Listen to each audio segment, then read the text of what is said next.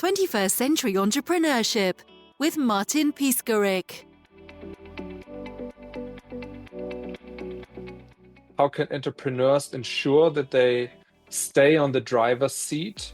Yeah, I mean, that's a little bit like my question, because there are also so many things from the outside approaching them. Yeah, so many challenges, and they need to react and react and react. And the question is, as an entrepreneur, I'm aware that I'm reacting all the time, but how can I get back into that proactive mode, and how can I get back into that driver's seat, as I would call it? I am very much interested in long-term leadership success. So what do you actually have? Because I mean, everyone is interested in that, right? Like, it's clear that we have peaks in our performance, and so I need to get something done. I mean, you're in that mode. Sometimes we're getting into the red zone, which is totally fine if we get out of it again. But the interesting thing is how can we actually gain long-term leadership success? And that's a question that I'm dealing with, and that lots of my clients, which are C-level, a lot entrepreneurs, founders, are very interested in, starting interestingly from a certain age. Yeah, younger entrepreneurs not so much dealing with that topic because they have all the energy.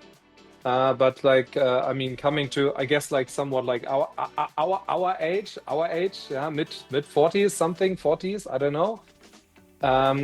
People start to realize that they can't continue like that. They can't continue in the red zone.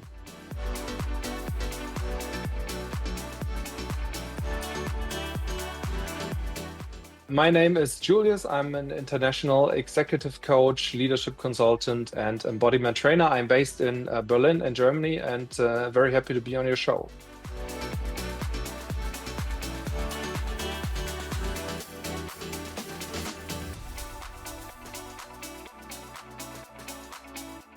I'm supporting clients who are usually founders who have C-level positions.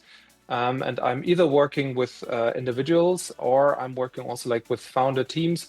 And I mean, the key question is always how can they increase performance? Yeah, how can they increase performance of themselves? How can they increase the performance of their leadership teams, and of course the performance of their company? So in my perspective, performance is it's key. And we live in a world that is very, very much performance oriented. And I love to speak about what is necessary to achieve performance, and not to run into something like burnouts. Yeah. So how can you actually ensure long-term performance? That's an interesting question for most of my clients.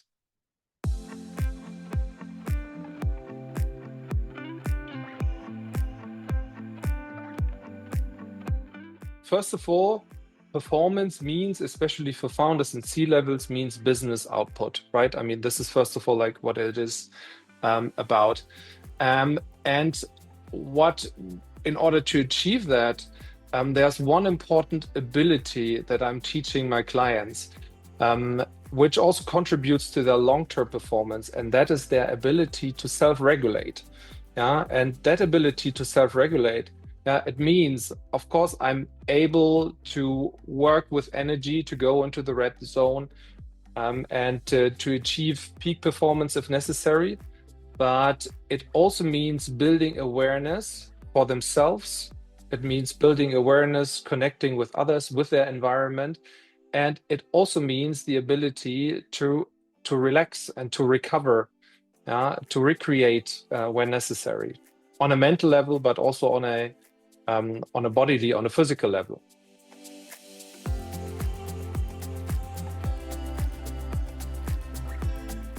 Mental health is a huge pain that we have in business and in society.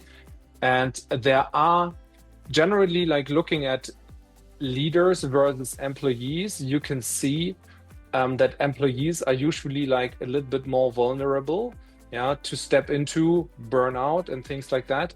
still, like, leaders are very vulnerable as well, because they hold much more responsibility. They have much more on their list and much more on their plate. Yeah, and this is why I personally think that dealing with mental health, but also with health from a holistic perspective, is really key for long-term leadership success.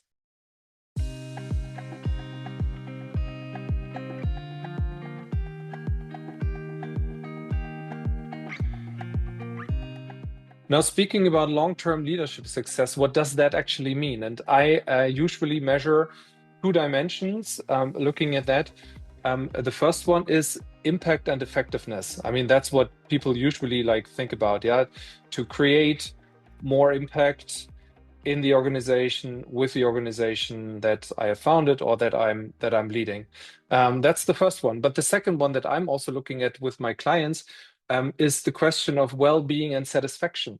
Yeah, because there are I've talked to tons of leaders, yeah, who were very effective to the outside, and people admired them. They looked up to them, and at the same time, speaking to them, yeah, looking into their hearts, yeah, they were deeply dissatisfied, unhappy, yeah, exhausted, and everything. So I think it's important to look at these both sides of leadership success, especially if you look at it from a long-term perspective, because people want to be successful, yeah, to the outside, and they want to be happy.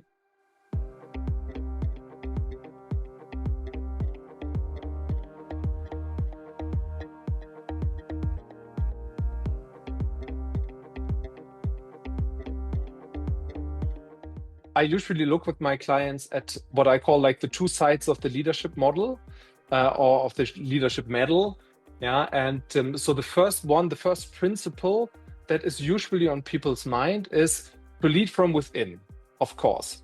Yeah, so to lead from within means that I'm aware of my own goals, I'm aware of my own purpose. Yeah, I follow that purpose, I'm taking action, and so on. So it's connected usually to what I call is like the will principle.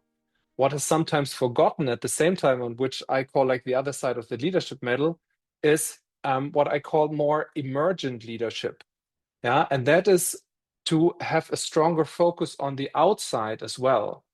Yeah, and you can call that like the grace principle. So you are connected with the outside, you are aware, you're conscious what is happening, what do other stakeholders want from me, yeah, what is happening in the business context, what is happening like in the market, yeah, and all that to integrate is extremely important for leaders. And usually leaders, I mean, the typical leader probably more leads from within, but I also know like more, maybe a little bit also like more introvert leaders that are very aware of what is happening to the outside.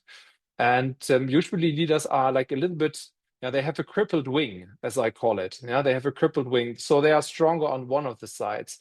So part of my coaching, working with leaders, is actually to strengthen the other wing. Because if you don't do, yeah, if you're just looking from your own perspective, you're running into walls usually. If you're just looking from the outside perspective, what is happening, yeah, you're probably not effective and you're not taking action enough.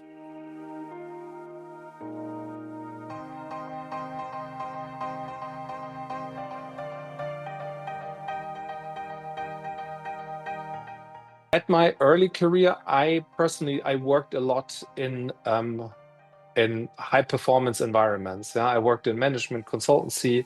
I worked in one of the biggest and most successful e-commerce companies here in Germany. So there was really like a very strong focus like on performance. And I mean, I didn't realize that apart from achieving goals, yeah, we spoke about the red zone, going into the red zone and going further and further. It's important to look at myself, to look at my own health, to look at relaxation, to follow my own path. So I also experienced something that probably today I would call like a burnout situation. in my career. And that was sort of my turning point where I realized, okay, this is not the way that I want to work forever. I don't want that, and I can't do that. And for me, luckily, I got in touch with humanistic psychology. And I did a lot of Gestalt therapy, which is like a humanistic approach, promoting human growth, promoting awareness in self-leadership. And yeah, that was like really, for me, that was a turning point in my career, but also in the way that I was looking, I'm looking at leadership.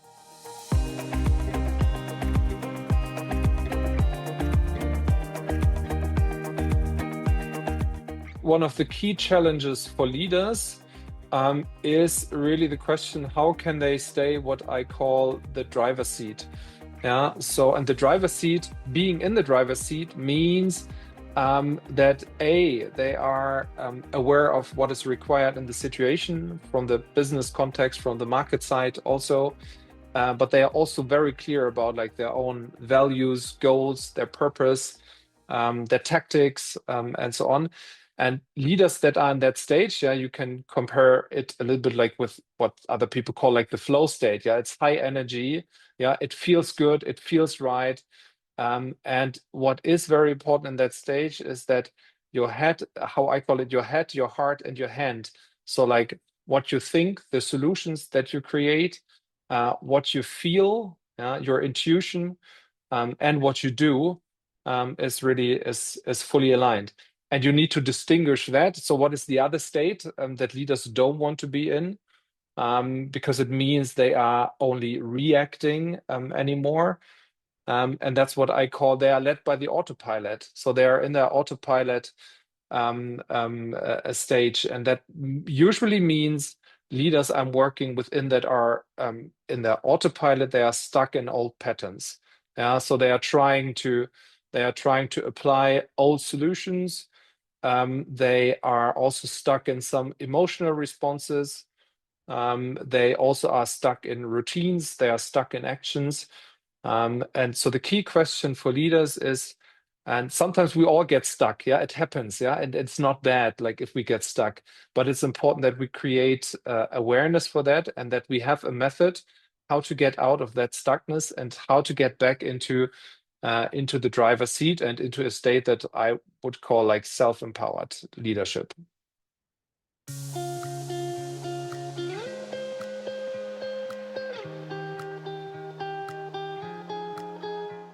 There's a very simple model that I use to help leaders to empower themselves, and I call it the 4A model. And it's very simple. So it always starts. The first A stands for awareness. Yeah, so it always in my world it always starts like with the senses. So what do you feel at the moment? Yeah, how's your emotional state? And there are lots of leaders who are not aware of that because we are so used to, as leaders, to think about rational solutions and all that kind of stuff, how to bring my business forward. So awareness is the first one, to explore myself, to explore my environments. What do other people expect from me? From that, we can move to the second A, which stands for attraction. So that means to identify my focus as a leader. Yeah, and to identify the focus usually means two things. It's easy to say yes to things. So what do I want to do? Yeah. So what is my commitment actually? What are my next steps? What are my next steps for my business, for myself? But it also means to say no. Yeah. And that's harder for leaders. That's harder for businesses. Really say no and to not do things. If I'm very clear and if I have a clear focus and I'm working with something that I call like a leadership statement, if I have my leadership statement, then I can actually start to work on strategy, to work on goals, to work on tactics, and so on. The third step is, of course, like that we link most of the time to leadership, and this third A is action. Yeah, it means I'm moving into something where I'm changing things, I'm doing things. Yeah, and what I'm helping leaders in that stage is what kind of healthy routines can they actually establish in their lives in order to ensure that they really keep the momentum, in order to keep like their energy high, in order to not burn out. So of course, like it means also like pushing through obstacles, but it always means not losing your senses. Yeah. And there's to stay in a state that I call embodied presence. Yeah. So that you can always go back to being aware of what is happening and so on. And the fourth A is that is there's often no time for that. It is, I call it alignment, because people as well as organizations, they need time to rest. They need time to digest. When we eat something, we also need time to digest. So if we are working, we also need time to digest in order to recreate, to reflect about my past successes, but also about like my failures. What do I want to do like differently? And that is something, an easy cycle to teach leaders to go through. And whenever they feel like they are stuck, they can use that actually as a pretty easy assessment tool, go through the tool and move from, how I call it, like move from mindfulness to insightful action.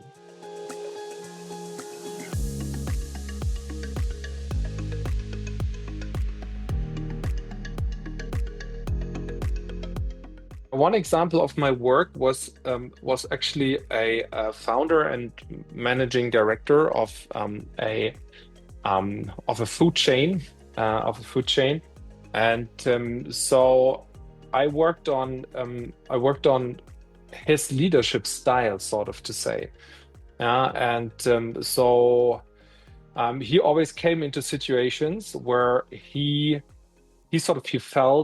felt anger. He didn't know what to do with the anger. He didn't want to show it at the same time. And so I worked with him, first of all, to identify like the anger, to be aware of it. And what we did is we translated that into what is like his leadership style that he prefers, that is natural like to him, to identify with something. And even if he was a founder, he was not very top down oriented. So identifying like with that facet of leadership, to be a little bit more directive, to be a little bit more top down. We are also like living in a world where a lot of expectations go towards being collaborative, listening to my people, to be patient, to understand like their needs, which is all, of course, like which is all very important. And working with founders nowadays, sometimes I feel it's also it's difficult for people to go like the other path, to be a little bit more directive, to be very, yeah, it comes with clarity in your leadership. And if you lead, if you lose clarity, people don't know what to expect from you. And so that was like one very specific example, working on the clarity, and then also working on how could he embody that kind of clarity in his everyday leadership life.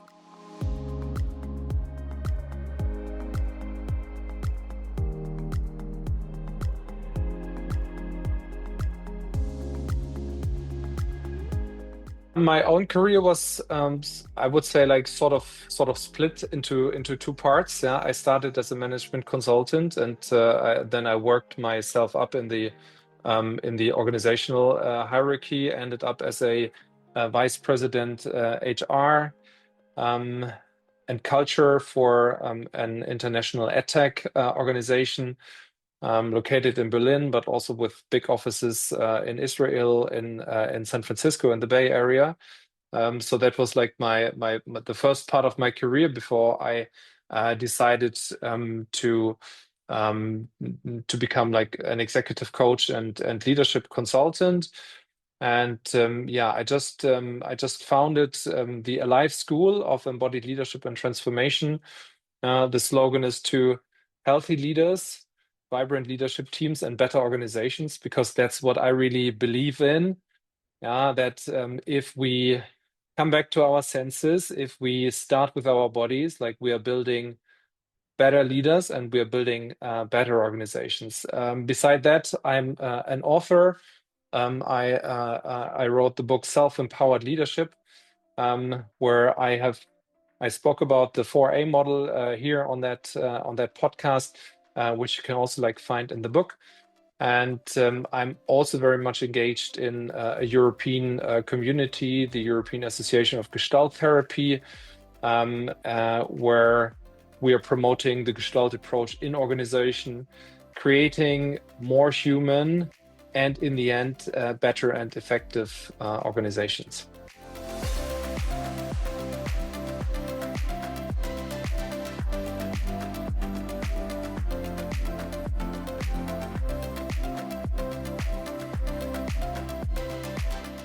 If people are interested to understand more about self-empowered leadership and to understand more about the 4A model, there's a free summary of the book actually in English language on the website. And from the website, you will find like the book language where you also find the summary. You find free body hack videos. You find free worksheets on that website where you can dive deeper. And of course, like I'm always happy to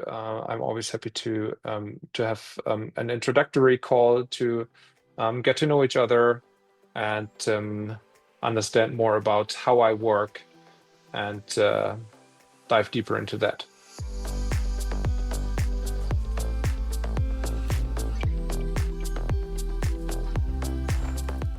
Want to find out more about me, please feel always happy to connect via LinkedIn or visit. I have two websites.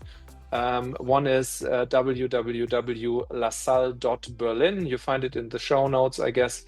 And the other one is www.alive.berlin. 21st Century Entrepreneurship with Martin Piskarik. Imagine a space where triumphs, trials, and tales of entrepreneurship come alive. Welcome to the 21st Century Entrepreneurship Podcast, a gold awarded journey hosted by Martin Piskarik, connecting with listeners in 95 countries and ranking in the top 0.5% of all podcasts. Join our exclusive community, elevate your perspective, and embark on the path to success.